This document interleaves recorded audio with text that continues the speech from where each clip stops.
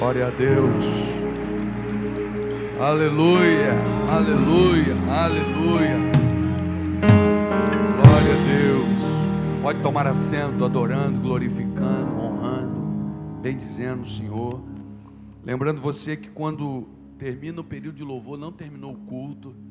Então não fica distraído, não se permita estar distraído, porque Deus é um Deus que fala, né, irmãos? Salmo 115 diz que os ídolos, eles têm boca e não falam. Os ídolos não falam. Deus não é um ídolo. Deus é o Senhor de toda a terra. Deus é o Senhor que fala. Só tem um detalhe: às vezes a gente não ouve. E o fato de não ouvir não significa que Deus não tenha falado. Por que alguém não ouve? Por isso que Jesus disse: quem tem ouvido para ouvir, ouça. Mas não parece desnecessário Jesus falar isso? Quem tem ouvido para ouvir, o ouvido é para ouvir. Mas tem gente que não ouve. E existem muitos motivos pelos quais alguém pode deixar de ouvir Deus. Alguém pode deixar de ouvir Deus por distração. Está tão distraído. E o interessante é que quando a gente está ligado em Deus, sabe, aquele momento da nossa vida, você vê Deus em tudo. Você ouve Deus em tudo. Passou o caminhão e tem uma frase, Deus falou com você. Alguém sorriu, Deus falou com você. Por outro lado, quando você está desligado, frio, e existem pessoas que vivem uma vida morna.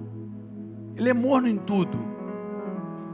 Um filósofo do 3º século, eu acho, se a minha memória não me falha, 1º século, ele disse que a vida é muito curta. Basta que ela curta seja para que a gente consiga de alguma maneira apequená-la. A vida é curta, mas não pode ser pequena. Então às vezes a pessoa vive numa mornidão. Ela é morna em tudo. Morna nos relacionamentos, é morna no culto, é morna nos sonhos. E essa mornidão impede a gente de ouvir Deus. Será que existe um lugar que Deus não está? Agora, se a gente conceber a ideia de um lugar que Deus não está, eu vou dizer para você o que é pior do que estar num lugar onde Deus não está. Pior do que estar num lugar onde Deus não está, se é que existe um lugar em que Ele não esteja, é estar num lugar que Ele está e não saber que Ele está. Lembra de Jacó? Acordou do sonho e falou assim: o Senhor está aqui e eu não sabia. Então alguém pode deixar de ouvir Deus por distração. Alguém pode deixar de ouvir Deus por medo. Eu tenho tanto medo do que Deus vai falar que eu não quero ouvir. Por negligência. Ele sabe que Deus está falando, mas ele prefere não ouvir o que Deus está falando. Às vezes o que Deus está falando é algo que a gente não quer ouvir. Mas a questão não é o que eu quero ouvir. A questão é o que de fato vai ser importante para mim, o que vai ser relevante para a minha vida eu ouvir. Então, Senhor, por mais clichê que isso pareça na igreja, a oração é: não falo o que eu quero, falo o que eu preciso, falo o que o Senhor quer falar comigo. Aí a gente vem para um lugar como esse, cabo louvor, e a gente tem que continuar ligado, antenado, porque Deus não é como os ídolos que tem boca e não fala. Deus tem boca e fala. E Ele fala. E Ele fala. Às vezes a gente erra, a gente cai, mas não foi porque Deus não falou, foi porque a gente não quis ouvir. E hoje existem pessoas fazendo o que está no próprio coração. A Bíblia diz, a expressão é muito interessante, em Mateus 25, de que existiam 10 virgens, 5 prudentes e 5 loucas. Existem pessoas vivendo loucamente, Sabia disso? Hoje existem pessoas vivendo loucamente, fazendo o que dá na telha, o que passa no coração, como se o coração não fosse enganoso. Então eles estão vivendo de forma louca, estão agindo de forma louca, sabem o que fazer e não fazem, não estão preocupados com a vontade de Deus, estão preocupados, embriagados com a sua própria vontade. Quantas vezes, irmãos, a ansiedade, o ativismo, aquilo que faz os olhos brilharem, cega as pessoas. A Bíblia diz que Sansão comunica, mesmo sendo quem ele é, nazireu, escolhido, consagrado no ventre, mesmo sendo quem ele é, Sansão apenas comunica para o pai e para a mãe: eu conheci uma mulher, vou me casar, ponto. Servir a Deus não é comunicar coisas para Deus, é perguntar a Deus se a gente pode ou se a gente não pode. Sansão se apaixonou, e a paixão de Sansão emburreceu Sansão, gerou nele uma insanidade, e ele foi fazendo o que dava na cabeça, e o final você conhece muito bem a história.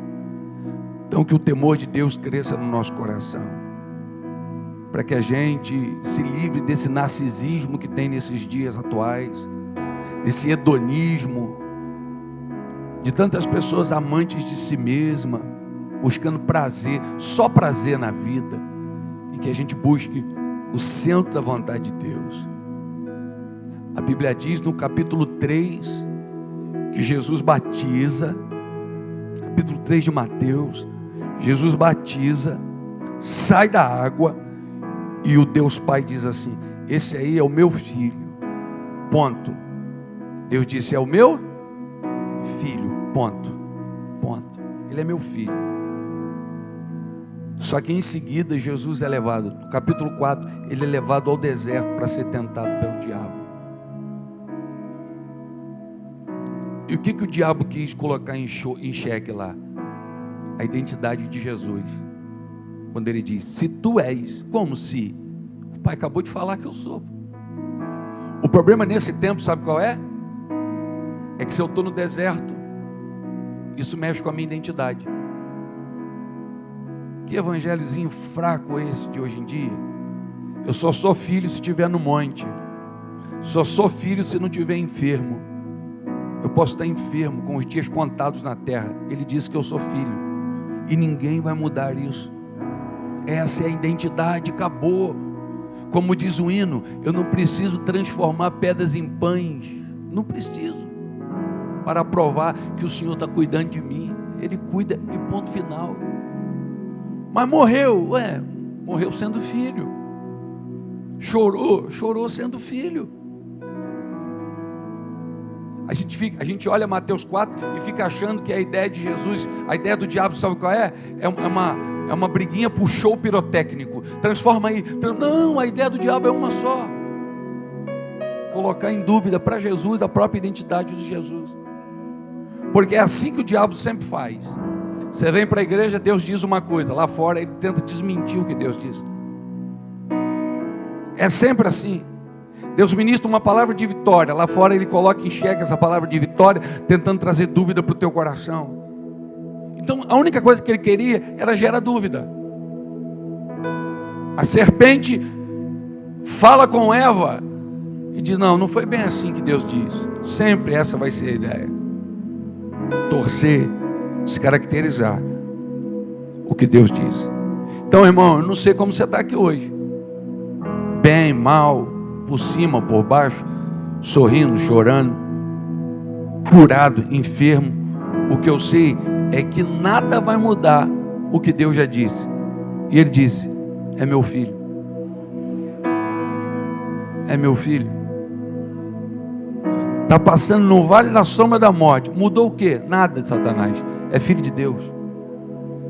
Essa semana perdeu o emprego, mudou o que? Nada, Satanás, é filho de Deus.